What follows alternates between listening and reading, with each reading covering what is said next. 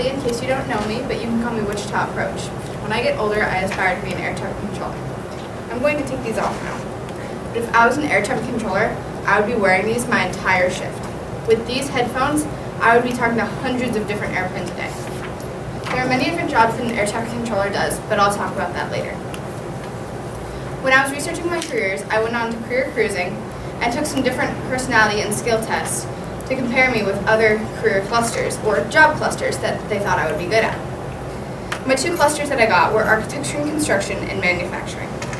I don't think that I'd fit very well into manufacturing, and I don't think that architecture is really my fit either. So I decided to look at some other close clusters that also fit my personality. I finally landed on transportation, distribution, and logistics. Inside this career cluster, I saw multiple different careers that I was interested in, but I finally decided on three that just happened to be in the field of aviation. These three jobs were air traffic control, piloting, and dispatching. Air traffic control are the people actually in the tower, such as this one, and they are talking to the pilots in the cockpit. The pilots are the ones actually in the cockpit, maneuvering the airplane and keeping their passengers safe. The dispatchers are the ones that give the pilots their flight plans, such as the customs of the airport and the info about their arrival and departure. I eventually chose the route of air traffic control because I think it's something that would interest me for many years. Since my second choice was piloting, this would make it my opportunity cost, or next best alternative. Now, as I mentioned before, as an air traffic controller, I could be doing many different jobs. One of my duties would be ground control. As a ground controller, I would issue the hourly weather report called the ATIS, or ATIS, which stands for Automatic Terminal Information Service. This issues things like the barometric pressure and other weather-related things. I also would issue the flight plan clearances, which just makes sure everything's okay. I also will guide the airplane to their departing runways. If I was a tower controller, I would issue the takeoff and landing clearances. I would keep the planes separate in the traffic pattern, and I would also manage all the runways to make sure they're clear before takeoffs and landings. The last job I could be doing would be a radar controller, such as this one. As a radar controller, I would keep the aircraft separated after they've left the control of the tower controller. I would follow them until they're in the range of another controller that I could hand them off to. Now this range could be from 40 miles to hundreds of miles, such as there's a facility in Kansas City that can actually monitor everyone in Kansas and most of Missouri. Now, if I'm going to be an air traffic controller, they probably just won't let anyone in there, so I'm probably going to need to get some more education. For my higher schooling, I decided to go to K-State to get a certification. This would take one semester and $4,000. I decided to get a certification instead of something else because I decided that it wouldn't make very much difference in the long run, because since I'm a girl and I tend to get good grades, there's a very good chance that I'd be accepted at the FAA Academy and later a job. So I wasn't really worried about that. And in the pay wage, it's not very different because it doesn't really matter how much education you have, it matters where you're working, such as a big airport or a small airport. After I went to K-State, I decided to go to the FAA Academy in Oklahoma City. The FAA Academy is actually opposite of college. They actually pay you to go to school.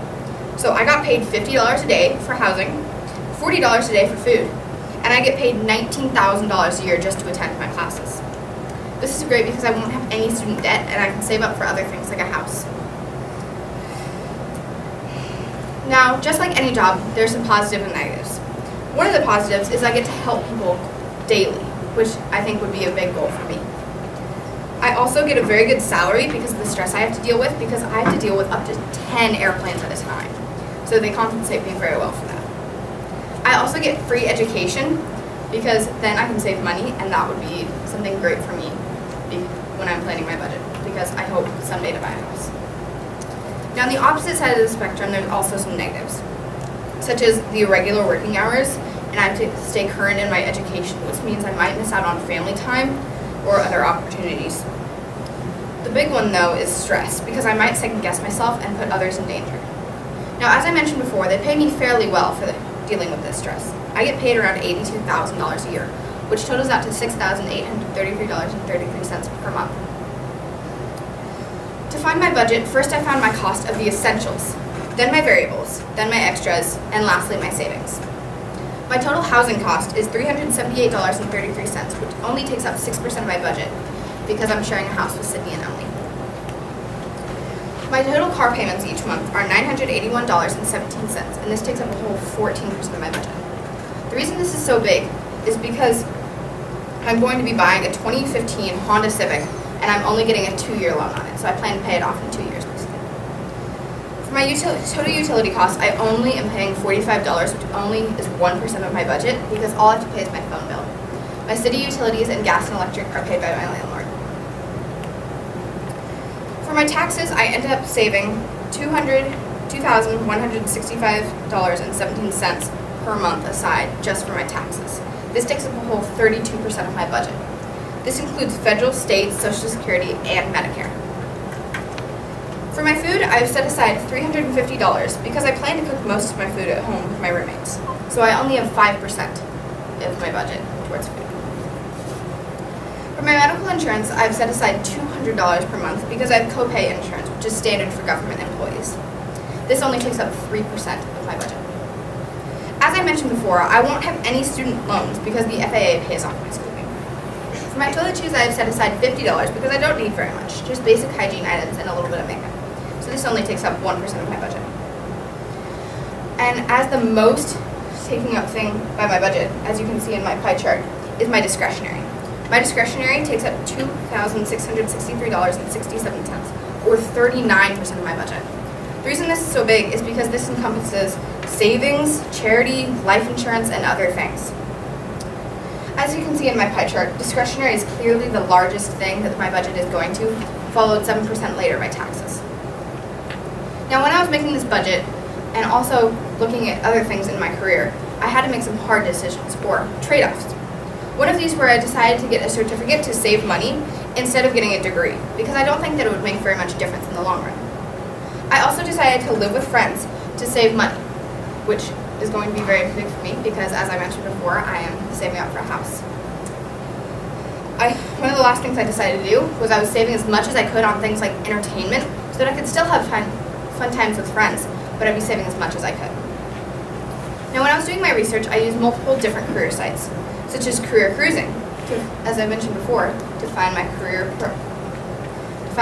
clusters or job clusters, and also research the jobs I was looking at. I used Career One Stop to figure out the different colleges that had my degree, or in my case, certification. I used Heston College and K-State websites to figure out how much their tuition was and also the specifics about their degree or certification. I also used the website Start Class to find the correct tuition information directly from the source. I also used the FAA website, or Federal Aviation Administration, because I knew if I was getting my information from there, I knew it was going to be accurate. I also used the website How Stuff Works to figure out the exact measurements of the tower. So basically how far that the radars can go, which I found very interesting. My last two websites that I used were the Bureau of Labor Statistics and College Grad, and I used those to print off some articles in case you want to know more about my job. Now, I've decided if I was going to make my mark in this world, I decided I'd need to do it through my job since I spend so much time at work. I decided I would do my best to try to keep everyone safe in the skies, and this is something that would really make me happy because it combines my love of aviation with being able to help people daily. As an air traffic controller, no matter what I'm doing, I know I'm keeping the skies safe. If you've ever ridden on an airplane, I bet you weren't thinking about the pilot, much less the air traffic controllers. Air traffic control is one of those jobs that's in the shadows, and you never really see until there's an accident. But without air traffic control, the face of modern aviation would be very different. I think this is a career path that I'm very apt to follow because it's something that will interest me for many years to come. So as we get older and go our separate ways, just remember, the next time you're on a business trip or just going home to see family, I might have your life in my hands. Thank you.